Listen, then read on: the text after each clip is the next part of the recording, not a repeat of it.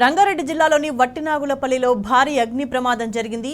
ఓ కార్ల గోడౌన్లో చెలరేగిన మంటలతో కార్లన్నీ కూడా దగ్ధమయ్యాయి. అగ్ని ప్రమాదానికి సంబంధించి మరింత సమాచారాన్ని మా ప్రతినిధి భాస్కర్ అందిస్తారు. భాస్కర్, ఎట్లా జరిగింది అగ్ని ప్రమాదం, ఏం నష్టం జరిగింది? వట్టినాగులపల్లిలో భారీ అగ్ని ప్రమాదం జరిగింది. కార్ల గోడౌన్లో సీజ్ చేసినటువంటి కార్ల గోడౌన్లో షార్ట్ సర్క్యూట్ తోని మంటలు ఎలిసిపోయడంతో దాదాపు 20 నుంచి 25 కార్లు పూర్తిగా ఇంట్లో కాలిపోయాయి. అయితే వట్టినాగులపల్లిలో దగ్గరలోనే ఫైర్ స్టేషన్ ఉండటంతో అక్కడ ఉన్నటువంటి 3 ఫైర్ ఇంజన్లు వచ్చి పూర్తి స్థాయిలో సకాలంలో మంటలను తగులులోకి తీసుకొచ్చాయి.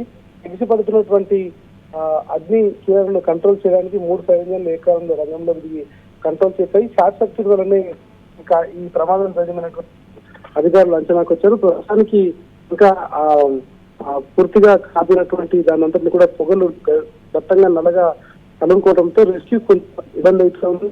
మంటలు అయితే ప్రస్తుతానికి అదుపులోకి వచ్చాయి. కేవలం షార్ట్ సర్క్యూట్ వల్లనే జరిగిందని చెప్తున్నారు.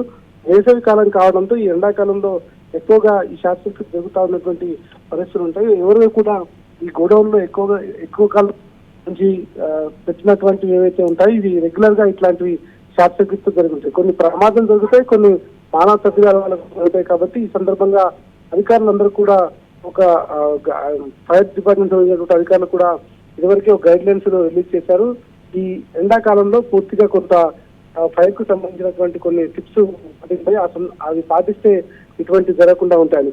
లక్కీగా ఈ ఇన్సిడెంట్ జరగడంతో చాలా రోజులుగా సీజ్ చేసినటువంటి కార్లు కావడంతో బయట సెక్యూరిటీ తప్ప ఎవరూ లేరు.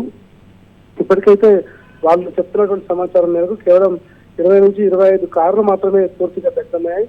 ఎవరికి ఎట్లాంటి ప్రాణహాని జరిగిందని చెప్తున్నారు. ఇవన్నీ కూడా సీజ్డ్ కార్లు చెప్తున్నారు.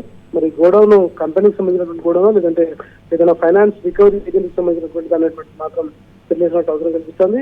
ప్రస్తుతానికి ఇంకా పోలీసులు అయితే గచ్చిగూడి పోలీసులు సంఘటనా స్థలానికి చేరుకోలేదు. ఫైర్ సిబ్బంది వల్లే మంటలు వచ్చాయి.